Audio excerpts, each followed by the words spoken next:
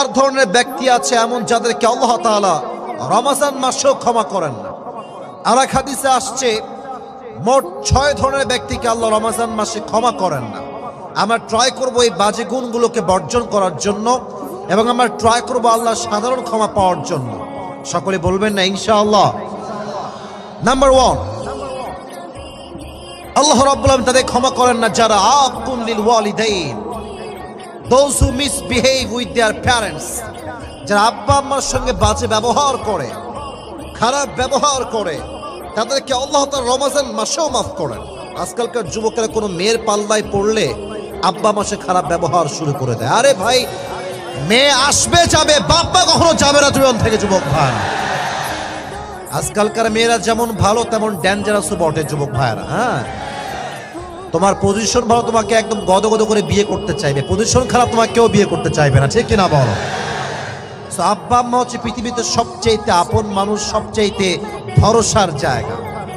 সূরাত Boni Israel, Allah subhanahu wa ta'ala says in this ayah, وَقَضَى رَبُّكَ أَلَّا تَعْبُدُوا إِلَّا إِيَّاهُ وَبِالْوَالِدَيْنِ إِحْسَانًا. Your Lord has decreed you will worship no one but him. একটা আদেশ, আমরা ইবাদত করব আল্লাহ তাআলার, আর কারো সামনে আমরা মাথা নত করব না। Number 2, وَبِالْوَالِدَيْنِ إِحْسَانًا, be good to your parents. আল্লাহ বলছে আব্বা আম্মার সঙ্গে খারাপ ব্যবহার করো না। وَقَضَى رَبُّكَ أَلَّا تَعْبُدُوا إِلَّا إِيَّاهُ وَبِالْوَالِدَيْنِ إِحْسَانًا. আব্বা আম্মার সঙ্গে মিসবিহেভ, বাজে শব্দে, টু শব্দ বিরক্তিকর জবান দিয়ে উচ্চারণ করা যাবে যাবে যাবে যাবে যাবে না।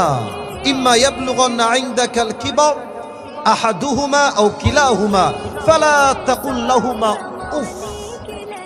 If on or both of them reached old age with you, do not repel them. Do not say to them annoyance word. তোমার আব্বা এবং মা তার মাঝে কেউ যদি বৃদ্ধ হয়ে যায়, খবরদার উফ শব্দ বলো না, বিরক্তিকর শব্দ বলো না।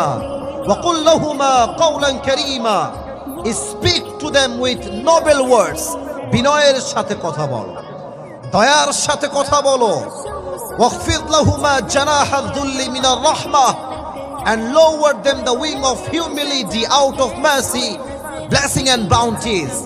আব্বা আমার সামনে বিনয়ের ডানা বিছিয়ে দাও। এবং যখন তারা মারা যায় তোমরা সকলে একটা দোয়া পাঠ করো, আমার সঙ্গে পাঠ করবেন সবাই।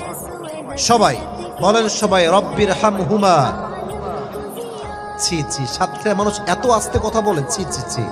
দোয়াটা মন থেকে পাঠ করেন, সবাই বলেন রব্বির হামহুমা কামা রব্বায়ানি সগীরা.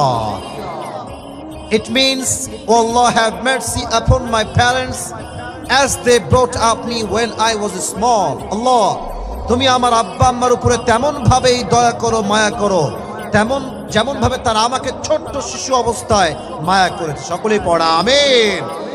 তাহলে রমজান মাস তারা ক্ষমা পায় না যারা আব্বা আম্মার সাথে খারাপ ব্যবহার করে। নাম্বার 1.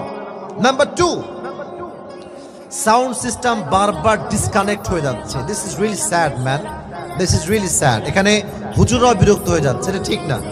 সাউন্ডটাকে ঠিক করেন, বারবার ডিসকানেক্ট করে দিয়েন না।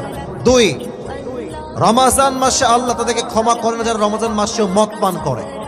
অনেক লোক দেখবেন মদ পান করে এবং গাঁজা খায়, মদ খায়, ইয়াবা খায়, ফেন্সিল পর্যন্ত খায় যুবক ভাইরা, ঠিক কিনা বলো? মুদমিনু খামরিন, যারা নেশায় আসক্ত তাদেরকে আল্লাহ মাফ করেন না। 3, যারা আত্মীয়তার সম্পর্ক নষ্ট করে। এখানে ওলামায়ে কেরাম আছেন, আল্লাহ দেখে মাফ করেন। আপনার চাচা আছে, কথা বলেন না, আল্লাহ আপনাকে মাফ করবেন না। আপনার ফুফা আছে, কথা বলেন না, আল্লাহ আপনাকে মাফ করবেন না। আল্লাহ আপনাকে খালা দিয়েছে, আপনি কথাই বলেন না, আত্মীয়তা ভেঙে দিয়েছেন, Allah will not forgive you in the month of Ramadan, Allah আপনাকে মাফ করবেন না। এজন্য যদি কোনো সম্পর্ক বিচ্ছিন্ন হয়ে গিয়ে থাকে, রমজানের আগে আমরা একদম মিটমাট করে নিব। রাজি আছেন তো ইনশাআল্লাহ?